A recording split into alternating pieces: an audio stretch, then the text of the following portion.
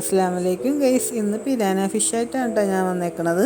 ഞാൻ ആദ്യമായിട്ടാണ് ഇതിന് വെക്കാൻ പോകുന്നത്. ടേസ്റ്റ് ഉണ്ടാവുമോ ആവോ, എൻ്റെ സ്റ്റൈൽ വെക്കാമെന്ന് വിചാരിച്ച് കുറച്ച് മഞ്ഞൾപ്പൊടി, മുളക് പൊടി, ഉപ്പും കൂടി ചേർത്ത് മസാല പുരട്ടി കുറച്ച് കറിവേപ്പിലയും കൂടി ഇട്ടിട്ട് നമുക്കിതിനെ റെസ്റ്റ് ചെയ്യാൻ വെക്കാം. പിന്നെ പാൻ എടുത്തിട്ട് നമ്മുടെ എണ്ണ അങ്ങോട്ട് ചൂടാക്കി ഈ പിരാന ഫിഷ് തിരിച്ചും മറിച്ചും ഹാഫ് കുക്കാക്കണം. ഫുൾ കുക്ക് നമുക്ക് വേണ്ട.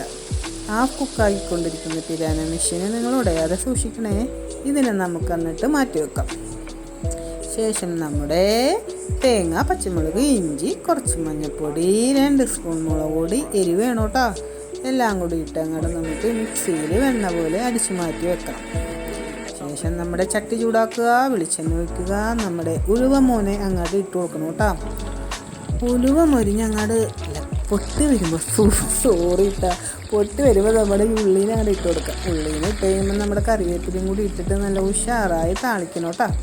പിന്നെ നമ്മുടെ കുറച്ച് ഇച്ചിരി മഞ്ഞൾപ്പൊടി, ഇച്ചിരി മുളക് പൊടിയും കൂടി ഇട്ട് ഇതിനെ ഞങ്ങളെ കളർഫുള്ളാക്കി കളയാം.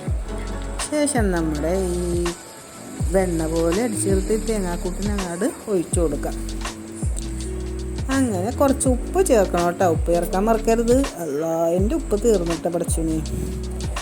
ശേഷം നമ്മുടെ കുടംപുളിയും കൂടി അങ്ങോട്ട് ഇട്ട് കൊടുക്കണം. എന്നിട്ട് നമുക്കിതിനെ അങ്ങോട്ട് മൂടി വെച്ചിട്ട് സിമ്മിൽ വെച്ചേക്കണം. തീ കുറച്ചങ്ങോട്ട് കൂട്ടണം. അങ്ങനെ ഇതാ നമ്മുടെ തേങ്ങാക്കൂട്ടും അങ്ങോട്ട് ലെങ്കി മറിയുകയാണ് കേട്ടോ. ലെങ്കി മറിയണ തേങ്ങാക്കൂട്ടത്തിലോട്ട് നമ്മുടെ സുന്ദരിയായ പിരാന ഫിഷിനെ, ഹാഫ് കുക്കിനെ അങ്ങോട്ട് ഓരോന്നായി നമുക്ക് അങ്ങോട്ട് ഇട്ട് കൊടുക്കാം. ഉടഞ്ഞു പോവാതെ സുന്ദരി മീനെ നമുക്ക് ഒന്നും കൂടി ഉഷാറാക്കാം. അങ്ങനെ ഈ തിളച്ച് മറിയുന്ന തേങ്ങാക്കൂട്ടും സുന്ദരിയായ പിരാന ഫിഷും കൂടി കുറച്ച് നേരം അങ്ങോട്ട് അവിടെ കിടക്കട്ടെ. സിമ്മിൽ വെക്കാൻ മറക്കരുത്. അതേ നമ്മുടെ സൂപ്പർ കറി റെഡി ആയിട്ടുണ്ട്. കാണാൻ നല്ല ഭംഗിയൊക്കെ ഉണ്ട് കേട്ടോ. ടേസ്റ്റും ഉണ്ടാവുമായിരിക്കും. അങ്ങനെ നമ്മുടെ കറി ഇവിടെ റെഡി ആയിട്ടുണ്ട്. നിങ്ങളൊന്ന് വെച്ച് നോക്കൂ. നിങ്ങൾ ചിലപ്പോൾ ഇതുപോലെ അല്ലായിരിക്കും, എന്നാലും ഇത് നല്ല ടേസ്റ്റ് ഉണ്ടാവും.